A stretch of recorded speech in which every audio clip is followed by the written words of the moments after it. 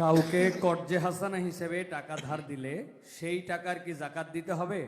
কারণ সেই টাকা কখন পাবো অনিশ্চিত। ভাইরা আমার, অনেক দরকারি একটা প্রশ্ন। আপনি কাউকে লোন দিয়েছেন, হাওলাত দিয়েছেন, কবে দিবে জানেন না, জাকাত দিতে হবে কি হবে না? উত্তর হলো, কোন টাকাই জাকাত মুক্ত থাকবে না যদি সেটা নেসাবকে স্পর্শ করে। এখন ধরুন আপনি আমাকে 1 লাখ টাকা লোন দিয়েছেন, 1 লাখ টাকা কি নেসাব টাচ করে না করে না?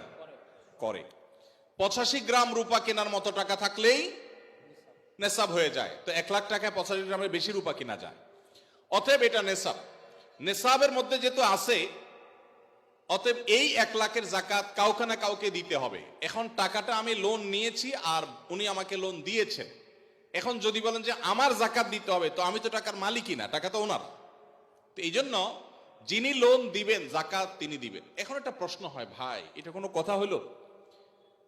বেচারা টাকা লোন দিছে, হাওলাত দিছে সওয়াবের আশা, আবার তার জাকাতও তার দেওয়া লাগবে, কেমন কথা? উত্তর হলো, ইমানদার লোন দিলে সওয়াব আছে না নাই?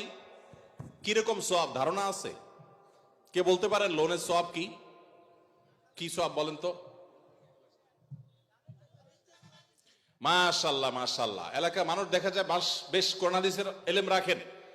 কোন কোন ক্ষেত্রে লোন বা হাওলাত দিলে দান করলে যে পরিমাণ সওয়াব হয় তার চাইতে বেশি সওয়াব হয়।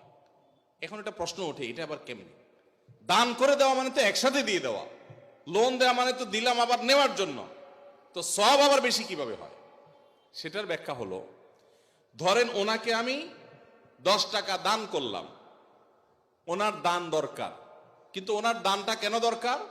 উনি এই 10 টাকা দিয়ে একটা কলা খাবে, যেটা আসলে তার এমন কোনো আহামরি প্রয়োজন নাই, এটা না খাইলেও তার চলে, পেট ভরা আছে। একটা কলা খাইতে মন চাইছে, টাকা নাই, আমি 10 টাকা তারে সাদাকা করলাম, দান করলাম। এই দানের চাইতে ওনার দরকার হলো লোন, এমন লোন যে লোন দিয়া তার জীবন রক্ষা হবে, কঠিন কোনো কাজ হবে। এখানে এই দানের চাইতে এই লোন দিলে সেটা সওয়াব আল্লাহর কাছে বেশি হবে।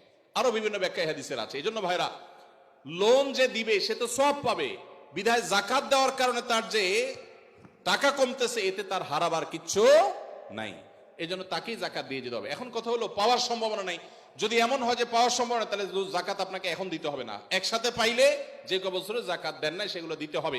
আর যদি কখনো না পান তাহলে না দিলে কোনো গুনাহ হবে